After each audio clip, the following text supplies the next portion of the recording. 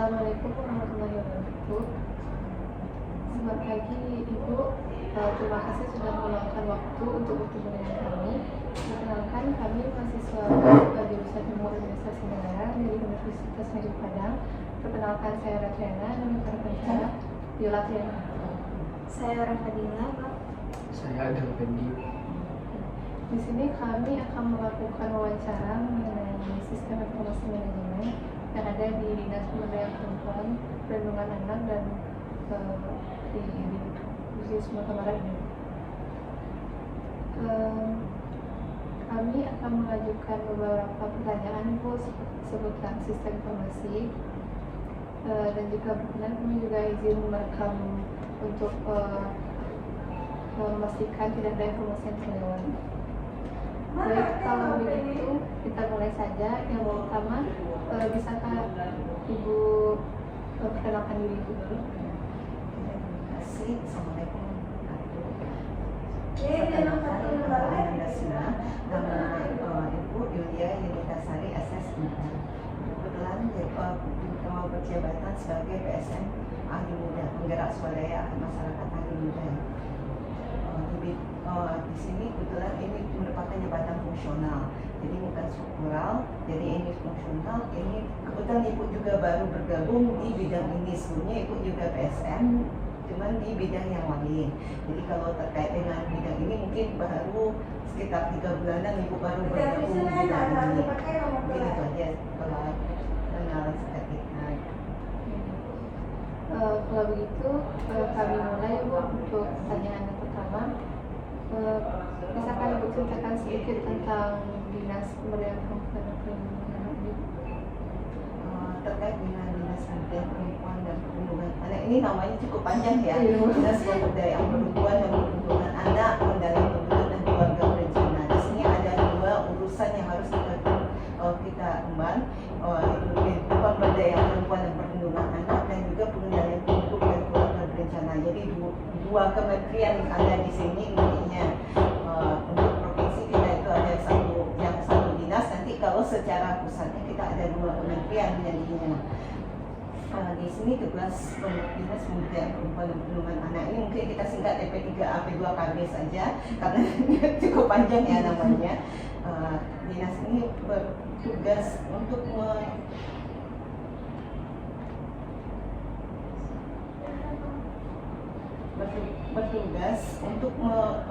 sebagai perpanjangan tangan dari kementerian terkait dengan pemberdayaan perempuan dan perlindungan anak, dan juga mungkin dari sisi pengendalian penduduknya juga perpanjangan tangan juga dari Kementerian Keluarga Berencana dan namanya sekarang namanya juga berubah sekarang kementeriannya. Jadi kita mulai dari bagaimana memberdayakan perempuan dari sisi politik, ekonomi, sosial, budaya. Jadi kita memberdayakan perempuan. Untuk perlindungan anak itu kita mulai dari pemenuhan hak anaknya kita lakukan sampai kita melindungi anak ini dari berbagai tingkat kekerasannya, dari TPO juga, mungkin dari sisi perlindungan anak dari imigrasi juga. Jadi ini perlindungan anaknya secara keseluruhan, kita melindungi anaknya. Untuk pengendalian penduduk ini kita mungkin tidak sama dengan BKKBN, kita lebih cenderung pada untuk bagaimana mengendalikannya saja. Kalau untuk melakukan keluarga berencana, perencanaan keluarga berencananya itu BKKBN yang berperan. Jadi ini ada sedikit sebetulnya ada semacam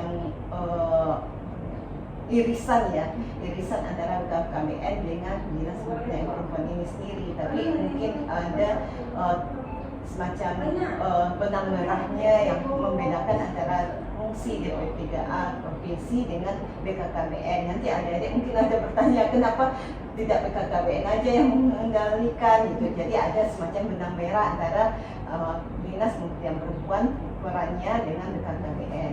BKKBN itu fungsinya lebih koordinasi, sebagai koordinatornya. Jadi sering terhubung. Ya. Lalu untuk sistem informasi manajemen di DP3HP2KB ini apa aja yang digunakan untuk mendukung kinerja operasionalnya? Kita kalau sekarang kondisinya kan digitalisasi semua, jadi pada umumnya kita ada banyak pakai sistem informasi seperti untuk perencanaan itu ada langsung oleh Kementerian Dalam Negeri, itu namanya SIPD Kemendagri. Itu untuk perencanaan penganggaran kegiatan kita itu menggunakan SIPD Kemendagri. Nah kan untuk pengawasan kegiatannya itu kita untuk pembangunan daerahnya itu ada sistem informasi Simbangda namanya. Itu realisasi fisik dan keuangan dari setiap program dan kegiatan di setiap OPD itu ada. Nah, itu dikelola langsung oleh Biro Pengadaan Barang dan Jasa.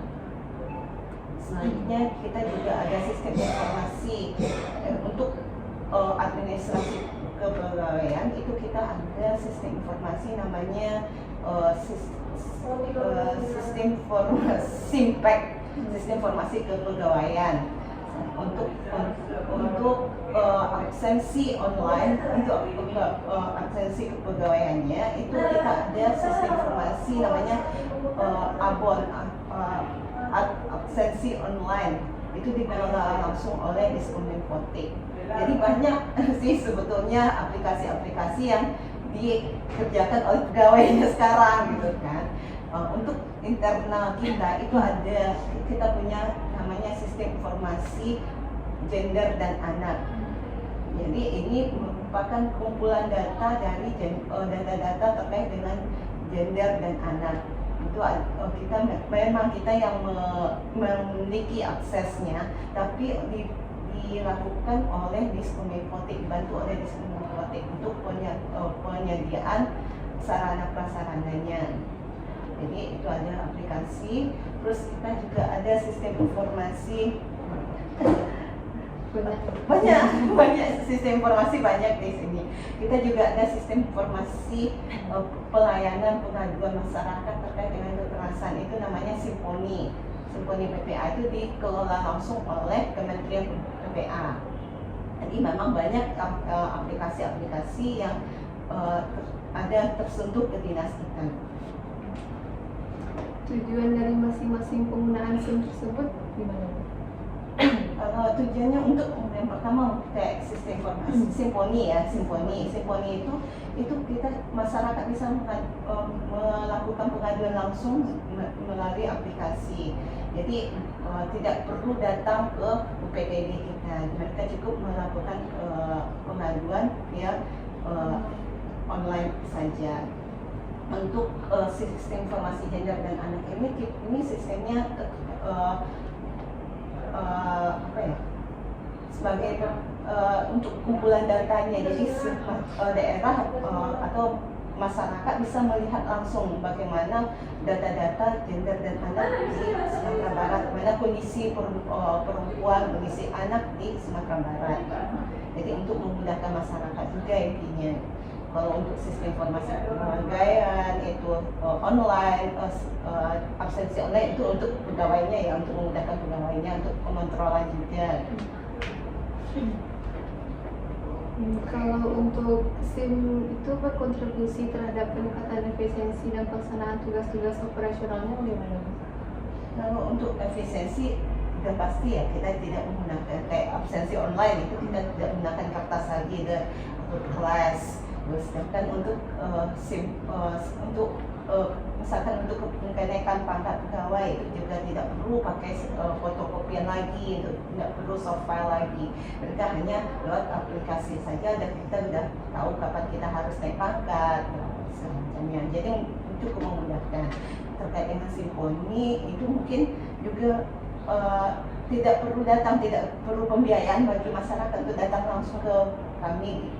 Jadi mereka bisa via WA pun juga bisa, via internet langsung online bisa. Ini memudahkan segala, mungkin untuk efisiensi itu sudah pasti untuk tujuan untuk mengurangi anggaran efisiensi juga. Selanjutnya faktor-faktor apa yang paling penting untuk memastikan keberhasilan implementasi SIM di dinas ini? Kalau untuk keberhasilannya itu kita kalau untuk Simponi itu ada pengontrolan langsung dari kementerian. Itu mereka bisa melihat bagaimana perkembangan tindak kekerasan dan penanganannya. Jadi di Simponi itu ada penanganannya langsung, bagaimana tindakan yang telah dilakukan oleh daerah, oleh provinsi dan juga oleh pusat nantinya. Jadi mereka bisa melihat perkembangan kekerasan itu seperti apa penanganannya. Lalu untuk selanjutnya, bagaimana SIM yang ada saat ini mendukung proses pengumpulan, penyimpanan, dan pengelolaan data terkait pemberdayaan perempuan dan perlindungan anak? Gimana? Bagaimana SIM yang ada saat ini mendukung proses pengumpulan, penyimpanan, dan pengelolaan data terkait? Kalau pengumpulannya itu kalau Simponi itu langsung online, jadi otomatis akan tersimpan, otomatis akan tersimpan datanya secara otodidak ya, secara langsung sudah tersimpan. Dan kan untuk SIP ya itu memang diinputkan oleh kabupaten kota terlebih dahulu, nanti baru diolah dan dianalisa oleh provinsi. Jadi untuk penyimpanannya juga karena ini sifatnya aplikasi, mungkin otomatis akan tersimpan juga. Kita bisa melihat data-data tahun sebelumnya. Jadi kalau penyimpanannya karena udah aplikasi itu kita kira udah tersimpan secara otomatis. Izin bertanya, Bu, bagaimana data yang dihasilkan oleh SIM digunakan untuk pengambilan keputusan? Apakah informasi yang dihasilkan oleh SIM relevan dan akurat untuk mengambil keputusan? Kalau untuk Simponi itu cukup akurat karena memang pengaduan langsung dari masyarakat dan di kabupaten kota juga sih. Cuman itu sudah hasil dari bukti dari pengaduan dari masyarakat. Jadi secara akuratannya itu cukup bisa dipercaya. Sistem informasi gender dan anak itu juga bisa dapat dipercaya karena mereka data langsung dari kabupaten kotanya. Jadi kalau untuk nanti kita akan mensandingkannya dengan data yang dikumpulkan oleh BPS. Jadi untuk keakuratannya kami kira itu sudah cukup akurat karena memang data langsung dari seluruh kabupaten kota. Apa ada pelatihan atau sosialisasi yang diberikan kepada pegawai dalam penggunaan SIM tersebut, Bu? Ada. Setiap tahunnya itu kita mengadakan pelatihan bagi operator sistem informasi gender dan anak sistem 3-nya. Setiap tahunnya juga kita ada semacam pelatihan juga, sosialisasi juga ke seluruh operator Simponi, dan juga ada tidak hanya dengan dana APBD, tapi juga ada dana APBN dan Simponi itu langsung dari kementerian, ada dana dari kementerian untuk pelatihan operatornya. Itu seberapa sering SIM-nya di-upgrade jadi SIM? Kalau Simponi itu karena koordinatornya kementerian itu di-upgrade langsung oleh kementerian. Itu ibu kira mungkin tiap saat mungkin diperbarui. Kalau sistem informasi gender dan anak ini tergantung pada kami.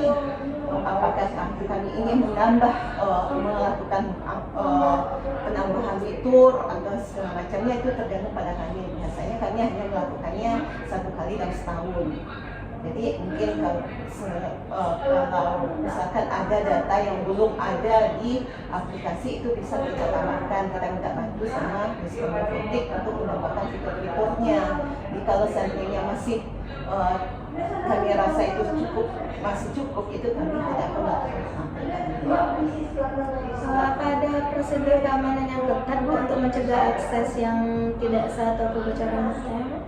Kalau untuk data Simponi itu karena kementeriannya mereka ada username, ada passwordnya untuk operator dan untuk yang sifatnya jadi karena ini data kekerasan kan ada nama pelaku di dalamnya. Ini kan identitas pelaku kan dan korban tidak boleh kita publikasikan. Jadi ada data yang aksesnya terbatas dan ada aksesnya umum. Kalau untuk sistem informasi gender anak itu sistemnya hanya aksesnya umum karena hanya menghasilkan data saja, maka masyarakat hanya melihat datanya saja, bagaimana pengumpulannya, pengolahannya kan tidak ada di dalam sistemnya. Jadi kalau untuk SIGA itu langsung aksesnya umum, general. Kalau untuk Simponi itu ada datanya yang aksesnya terbatas. Jadi ada password dan username yang hanya khusus untuk operator dan koordinatornya saja. Selanjutnya apa aja kendala utama yang dihadapi dalam penerapan SIM di Indonesia? Kalau kendalanya mungkin ada namanya rotasi dan mutasi di seperti kemarin ini ibu di sebelah dia bidang yang lain, ternyata sekarang dipindahkan ke sini. Ini kan cukup, padahal ibu sudah mendapatkan pelatihan misalkan di bidang yang lain, ternyata kan ibu pindah, otomatis bukan tidak peduli sih, tidak peduli gitu, cuman kita tetap peduli juga, tapi kan tidak bisa menjadi tanggung jawab ibu lagi gitu. Jadi mungkin hanya rotasi dan mutasi lah yang menjadikan kendala yang menjadikan penggunaan sistem informasi itu tidak berjalan dengan baik.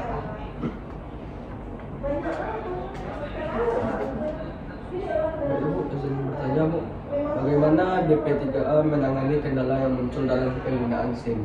Kalau untuk kendalanya, untuk penanganan permasalahan itu, rotasi dan mutasinya tidak terlalu sering. Itu kita hanya melakukan rotasi dan mutasi pada momen-momen tertentu saja. Itu hanya mungkin 1 kali setahun dan kayak jabatan yang sudah terlatih itu biasanya tidak terlalu sering dimutasikan. Mereka misalkan ibu sudah dilatih terkait dengan sistem informasi gender dan anak, itu ibu harus punya tugas tambahan untuk membantu mereka yang masih yang belum pernah ikut pelatihan. Jadi secara tidak langsung ibu juga memberikan tugas tambahan untuk membantu bidang yang ibu tinggalkan sebelumnya. Bagaimana dukungan teknis diberikan jika ada masalah atau gangguan pada SIM? Apakah dukungan teknis tersebut responsif dan efektif?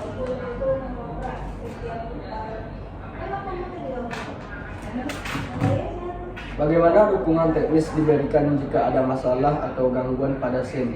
Apakah dukungan teknis tersebut responsif dan efektif? Gangguan teknis ini karena ini kita juga mungkin tidak terlalu familiar juga dengan sistem informasi. Jadi kan kalau seandainya ada kendala-kendala teknis itu kita akan melaporkannya ke Kominfotek. Mereka lah yang akan membantu kita untuk melakukan penanganannya. Selanjutnya untuk Simponi juga itu kalau kami ada kendala-kendala teknis itu kita akan melaporkan ke kementerian kendala apa yang kita hadapi, dan mereka lah yang akan menyelesaikan kendala-kendala itu, menanganinya. Tapi kalau sifatnya kayak Simponi itu se-Indonesia kerusakannya kan otomatis dilakukan oleh kementerian langsung saja. Apa saja umpan balik yang diterima dari pengguna SIM? Umpan baliknya mungkin ini dari aplikasi itu kita bisa melihat bagaimana perkembangan situasi yang pemberdayaan perempuannya dan perlindungan anaknya di Sumatera Barat ini, sehingga para pengambil keputusan bisa mengambil keputusan yang bijaksana, membuat kebijakan yang terkait dengan kasus-kasus yang terjadi di Sumatera Barat saat ini. Apa saja manfaat utama yang telah dirasakan DP3A sejak implementasi sistem informasi ini? Kalau terkait selama ini mungkin kalau kekerasan ini kan selama ini kurang terekspos, tapi dengan walaupun ini sifatnya negatif jadinya kan, tapi ini nggak apa-apa. Jadi kita mungkin selama ini masyarakat tidak peduli dengan kekerasan, sekarang terlihat peduli walaupun secara apanya meningkat dari tahun-tahun sebelumnya gitu. Tapi bagi kami itu suatu adanya kepedulian masyarakat. Bu, untuk pertanyaan terakhir, Apakah ada rencana pengembangan atau peningkatan sistem informasi manajemen di masa depan untuk lebih mendukung kinerja operasional di DP3A? Apa saran Ibu untuk meningkatkan sistem informasi manajemen di DP3A di masa depan? Untuk peningkatannya, kami menyarankan kalau masih banyak sih namanya aplikasi itu pasti ada kekurangan-kekurangan. Seperti kita juga tetap pembaruan aplikasi mungkin kayak Symfony itu kita mungkin perlu masukkan juga untuk kementerian terkait dengan bagaimana data itu lebih bisa sampai ke tingkat masyarakat terendah sehingga mereka bisa melakukan pengaduan, mungkin bisa masukkan ke Play Store kayak gitu kan. Jadi mungkin masyarakat tidak harus melapor ke dinasnya, dinas yang menghentikan, itu kan juga cukup rumit gitu ya. Jadi mungkin masyarakat bisa di Play Store saja, bisa di Android saja, mereka sudah bisa melapor gitu. Jadi tidak perlu via WA macam, jadi cukup di Play Store aja deh. Kayak sistem informasi gender dan anak juga kita menginginkan juga bisa diakses lewat Play Store saja gitu, di Play Store saja. Jadi mereka bisa melihat data itu kayak di BPS itu ada namanya Allstat BPS. Jadi seluruh publikasi BPS itu bisa diakses oleh masyarakat. Kita juga menginginkan hal yang sama gitu. Bagaimana data gender dan anak ini bisa diakses masyarakat. Kayak kita juga masukkan publikasi di dinas ini, publikasi buku profil dan anak dan gender, dimana bisa publikasi itu juga masuk ke dalam aplikasi Play Store-nya gitu. Jadi kayak Allstat BPS juga gitu. Jadi kita menginginkan hal yang sama juga. Jadi tidak perlu aplikasinya itu hanya aplikasi data saja, tapi juga mungkin ada publikasi atau mungkin ada semacam kayak bagaimana program-program pemerintah terkait dengan pemberdayaan perempuan. Jadi tidak hanya data, kalau sekarang hanya data gendernya saja, jadi kita inginkan lebih fleksibel, tidak hanya datanya saja.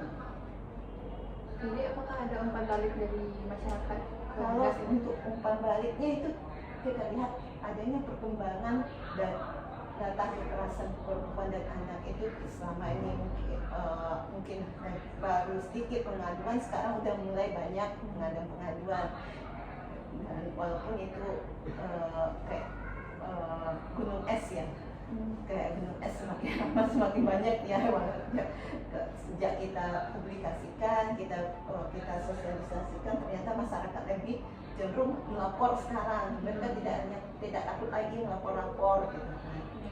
Jadi umpan baliknya ada di masyarakat, ya kayak sistem informasi gender anak itu kita bisa melihat ternyata di Sumatera Barat ini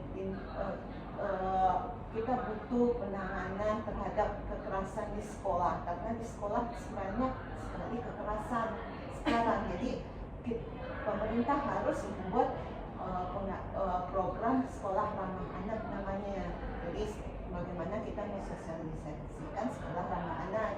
Jadi dari fenomena-fenomena itulah kita bisa mengambil kebijakan-kebijakan nantinya. Umpan baliknya ada dari masyarakat, ada mungkin dari perguruan tinggi pun. Selama ini perguruan tinggi ini tidak peduli. Sekarang mereka udah kita rangkul. Itu ada namanya 5 pilar kita. Jadi ada misi juga kita rangkul buat untuk melakukan pengawasan dan perlindungan perempuan dan anak. Oke, kembali ke kantor dinas ini, untuk tenaga kerjanya ada bagian-bagian apa aja dan tugas-tugasnya? Kalau di sini ada 5 bidang. Di sini namanya bidang kualitas untuk perempuan. Ini lebih spesifiknya pada pemberdayaan perempuannya, bagaimana meningkatkan kualitas hidup perempuan. Perempuan yang kita sebut di sini perempuan penyintas kekerasan, perempuan yang menjadi kepala keluarga, karena banyak perempuan sekarang yang menjadi kepala keluarga, banyak perempuan-perempuan yang menjadi jadi tulang punggung keluarga gitu kan. Terus kita juga melakukan pemberdayaan perempuan baik untuk perempuan yang disabilitas. Jadi memang perempuan kita lebih cenderung ke perempuan yang termarginalisasikan selama ini kalau di bidang ini. Selanjutnya di sini juga ada pemberdayaan perempuan untuk bidang politiknya. Misalkan ini bahkan keterwakilan perempuan untuk di legislatif itu 30%. Bagaimana perempuan ini bisa meningkat keterampilannya untuk bisa ikut sebagai anggota legislatif juga. Jadi ada pemberdayaan perempuannya terkait dengan bidang politik. Selanjutnya terkait di bidang sebelah, di sebelah itu namanya bidang pemenuhan hak anak. Itu mulai dari pemenuhan hak anak ini, mulai dari awal sampai akhirnya bagaimana hak anak ini terpenuhi secara baik. Jadi hak anak ini mungkin selama ini kita hanya berpikir anak ini haknya hanya untuk bermain saja. Padahal banyak hal-hal hak-hak lain yang harus dipenuhi oleh masyarakat. Ya, mungkin hak pendidikan, hak kesehatan juga harus dipenuhi. Jadi anak ini yang dikatakan anak ini seseorang yang belum berusia 18 tahun kurang 1 hari. Jadi setelah baru saja si ibu hamil, baru saja dinyatakan hamil, itu sudah wajib dilindungi anaknya gitu. Jadi masih dalam kandungan hingga 18 tahun kurang 1 hari. Itu yang dilakukan oleh bidang pemenuhan hak anak. Jadi dalam hal pendidikan mereka harus dipenuhi, kesehatan. Jadi ada program namanya sekolah ramah anak, itu terkait dengan pendidikan. Ada program puskesmas ramah anak. Jadi pelayanan puskesmas itu tidak hanya pelayanan kepada masyarakat yang dewasa saja, tapi juga anak-anak. Jadi mereka akan dibilang mana yang ada pelayanan terhadap anak, ada pelayanan terhadap dewasa. Jadi ada programnya sekolah ramah anak, puskesmas ramah anak juga ada di sebelah. Terkait dengan hak bermainnya, kita harus mengerti ada di setiap daerah ada ruang bermain ramah anak namanya. Jadi masyarakat harus menyediakan fasilitas ruang bermain ramah anak. Jadi kalau di bidang di sebelah juga ada itu untuk hak berpartisipasi anak, itu kita ada forum anak namanya. Itu ada semacam kelompok pada partisipasi anak. Jadi forum anak adalah yang menyampaikan aspirasinya, apa kebutuhan mereka sebetulnya gitu. Jadi nanti pemerintah yang menerjemahkan dalam bentuk program yang disediakannya. Selanjutnya di sini juga ada bidang perlindungan hak perempuan dan anak. Ini lebih pada melindungi anaknya. Kalau telah terpenuhi haknya, maka kita butuh perlindungannya lagi. Bagaimana mereka dilindungi secara hukum, secara agama. Di bidang perlindungan hak perempuan dan anak ini lebih melindungi anaknya. Selanjutnya kita juga ada bidang pengendalian penduduk dan keluarga berencana. Ini bagaimana mencegah stunting juga masuk di sana. Terus bagaimana mencari penduduk ini atas jangan sampai mendukung program BKKBN juga sebagai perpanjang kolaborasi antara BKKBN programnya. Kemudian kita ada bidang unit perlindungan teknis perlindungan perempuan dan anak. Jadi ini kalau di bidang perlindungan perempuan dan anak itu lebih pada programnya, sedangkan UPTB-nya itu lebih pada penanganan kasusnya. Jadi di sini hanya program-programnya saja, kalau yang UPT itu penanganannya, lebih dari penanganan kasusnya. Jadi ada beberapa bidang lagi terkait dengan Untuk sarana dan prasarana di kantor dinas ini apa aja? Ruang rapatnya atau kalau ruangan rapat itu ada di setiap bidang kita ada ruang rapat, mungkin ada yang cukup memadai, ada yang untuk kelas kecil ada yang memang ruangannya cukup besar. kita juga punya ada aula, di lantai 3 kita ada aula, ini kapasitasnya sekitar 200 orang. Terus kita ada ruang forum anak, ini kita fasilitasi buat forum anaknya bisa beraktivitas. Nantinya kita juga ada ruang menyusui, itu di lantai 1 kita ada ruang menyusui, dan kita ada fasilitas bermain anak-anaknya, itu ada nanti di depan ada tadi dilihat kan, itu ada pelayanan untuk bermain dengan fasilitas bermain anaknya. Terus kita mungkin kalau perpustakaan kita tidak punya, namun kita ada menyediakan buku-buku yang terkait dengan tugas dinas, itu ada di depan dekat ruangan hadis, itu ada beberapa rak buku yang bisa dipinjam dan mungkin bisa dibaca oleh masyarakat. Mungkin dari yang fasilitas umumnya ya laptop, komputer gitu kan. Tapi kalau untuk kalau kendaraan dinas kita memiliki 5 kendaraan dinas. Itu 5 kendaraan roda 4 kalau nggak salah roda 2-nya. Ini kalau dan ada satu kendaraan untuk memfasilitasi kasus kekerasan, itu penjangkauannya, itu namanya mobil perlindungan. Itu tadi mungkin tadi ada melihat itu mobil perlindungan di depan. Terus untuk kementerian juga memberikan kami motor perlindungan, jadi tidak hanya mobil, mereka juga memfasilitasi kami motor perlindungan. Kami rasa informasi yang Ibu berikan tadi sudah lebih dari cukup. Terima kasih banyak Bu atas waktu dan penjelasannya.